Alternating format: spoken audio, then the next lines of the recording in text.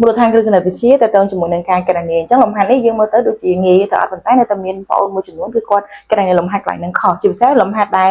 ទូទី1ជាចំនួនតូចជាងទូទី2ហើយមានសញ្ញាបូកផងសញ្ញាដកផងហ្នឹងវាចឹងគឺគ្នាយើងធ្វើខុសអញ្ចឹងចាំថាមានវិធីសាស្ត្រអីដើម្បីយើងអាចងាយស្រួលនៅក្នុងការកណនាលំហាត់ហ្នឹងកុំឲ្យកណនាទៅខុសកុំឲ្យច្រឡំពេលក្រោយទៀតអញ្ចឹងតើយើងត្រូវធ្វើដូចនេះអញ្ចឹងបងប្អូនអាចតាមដានទស្សនាជាមួយនឹងគ្រូទាំងអស់គ្នាលំហាត់ករបស់យើងនេះគឺយើងមាន2ដល់ឲ្យ11អញ្ចឹងគឺលេខតូចដល់ឲ្យលេខធំចឹងកាលណាយើងមានលេខតូចដល់លេខធំចឹងគឺយើងចំណាំណាយើងគ្រាន់តែយកសញ្ញាតាមលេខធំបន្ទាប់មកយកលេខធំដល់លេខតូចធម្មតាសញ្ញាតាមលេខធំរបស់យើងគឺលេខម៉ានគឺលេខ11នេះចឹងសញ្ញានៅពីមុខវាគឺដកជួយយើងយកសញ្ញាដកនឹងទុកមកបន្ទាប់មកយកលេខធំនឹងដល់លេខតូចធម្មតា11ដកឲ្យ2គឺសល់9ណាចឹងចម្លើយយើងគឺស្មើនឹងដក9ឥ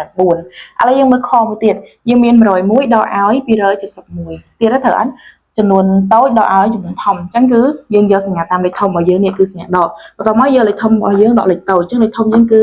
271ដកឲ្យ101ចឹងយើងដកមក1ដក1 0 7ដកឲ្យ0សល់7 2ដកឲ្យ1នៅសល់1អញ្ចឹងចម្លើយយើងគឺសល់មែនដក100ចិនដក170ណាបើថាយកសញ្ញាតាមលេខធំហើយយកលេខធំដកលេខតូចឥឡូវយើងចូលទៅលំហាត់កផ្លែកពីអា2ខាងលើយើងមានដក11បូកជាមួយនឹង15អញ្ចឹងយើងឃើញនៅក្នុងហ្នឹងមានសញ្ញាដកផងសញ្ញាបូកផងត្រូវអត់អញ្ចឹងយើងយកសញ្ញាតាមលេខធំរបស់យើងមកយើងយកសញ្ញាតាមលេខធំយើងមក11និង15ណាធំជាងគឺ15ធំជាងអញ្ចឹងសញ្ញាដែលនៅពីមុខលេខ15គឺសញ្ញាបូកអញ្ចឹងយើងយកសញ្ញាបូកជាចម្លើយបន្ទាប់មកយកលេខធំដកលេខតូចអញ្ចឹង15ដកឲ្យ11ស្មើគឺសល់បូក4ណាចឹងកន្លែងនេះវាស្រដៀងគ្នាដែរស្រដៀងគ្នាជាមួយនឹងខាងលើនេះដែរខាងលើនេះតាមពិតបើសិនជាយើងដាក់សញ្ញានៅពីមុខវាទៅជាអញ្ចឹងអញ្ចឹងបានន័យថានេះអាកខកហើយនឹងខហ្នឹងទម្រង់វាគឺស្រដៀងគ្នាទេយើងអាចចំណាំថាចំពោះប្រមាណវិធីបូកដកដែលមានសញ្ញាបូកផងដកផងនៅក្នុងហ្នឹងគឺយើងអាចយកសញ្ញាតាមលេខធំបន្តមកយកលេខធំដកលេខតូចអញ្ចឹងអា4ហ្នឹងគឺដូចគ្នាយកសញ្ញាតាមលេខធំហើយយកលេខធំដកលេខតូចអញ្ចឹងយើងមើលមួយទៀតយើងមើលខមួយទៀតកន្លែងនេះយើងមានដក54បូកជាមួយនឹង191យើងឃើញនៅក្នុងនេះមានដកផងបូកផងត្រូវអត់អញ្ចឹងយកសញ្ញាតាមលេខធំយើងមិនទាន់អាចគិតថាម៉េចយើងយកសញ្ញាតាមលេខធំសិនអាណាធំជាងគឺនេះធំជាងសញ្ញានៅពីមុខវាគឺបូកបន្តមកយកលេខធំដល់លេខតូចមកលេខធំរបស់យើងគឺម៉ែន191ដកឲ្យលេខតូចយើងគឺ50 54អញ្ចឹង1ដល់4អត់កើតទេហត់ទឹកខ្ចីពី9អញ្ចឹង9នេះនៅសល់8មួយនេះឡើងទៅជា10 11ដកឲ្យ7សំទោស11ដកឲ្យ4វានៅសល់7ណាឬក៏7នេះ8ដកឲ្យ5គឺនៅសល់3ហើយ1នេះគឺតម្លាក់ចាំមិនន័យថាចម្លើយយើងគឺស្មើជាមួយនឹងបូក135 137អញ្ចឹងកខកខនេះគឺមើលគំរូដូចគ្នាបើសិនជាមានសញ្ញាបូកផងដកផងនៅក្នុងហ្នឹងយកសញ្ញាតាមលេខធំហើយយកលេខធំដល់លេខតូចបន្តមកទៀតយើងមើលលំហាត់ងយើងនេះគឺយើងមានដក13ដកជាមួយនឹង12អានេះផ្លាយពីមុនហ្នឹងត្រូវអត់គឺសញ្ញាវាដកទាំងពីរអញ្ចឹងអត់ពិបាកគិតទេកាលណាសញ្ញាដកទាំងពីរអញ្ចឹងទាញសញ្ញាដកទុកមួយមកតើមកយកលេខទាំងពីរហ្នឹងបូកបញ្ចូលគ្នាអញ្ចឹងកាលណាយើងឃើញ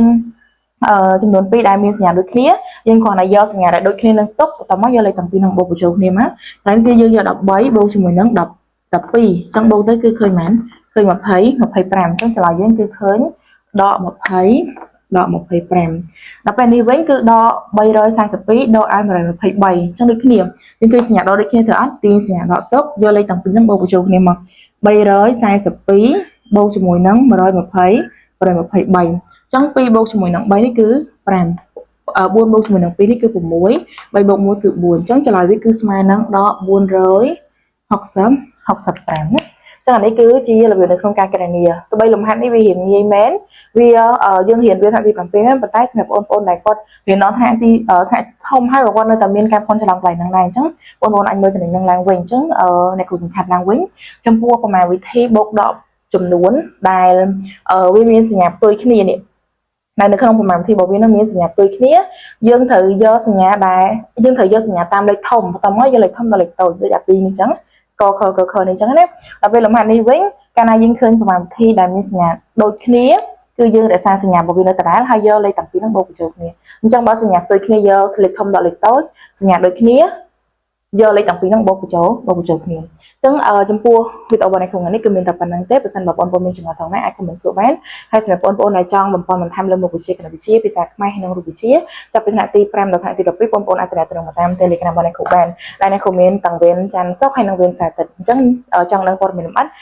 អាចទំនាក់ទំនងតាម Telegram របស់អ្នកគ្រូបានជាអ្នកគ្រូមានតែប៉ុណ្្នឹងទេអរគុណបងប្អូន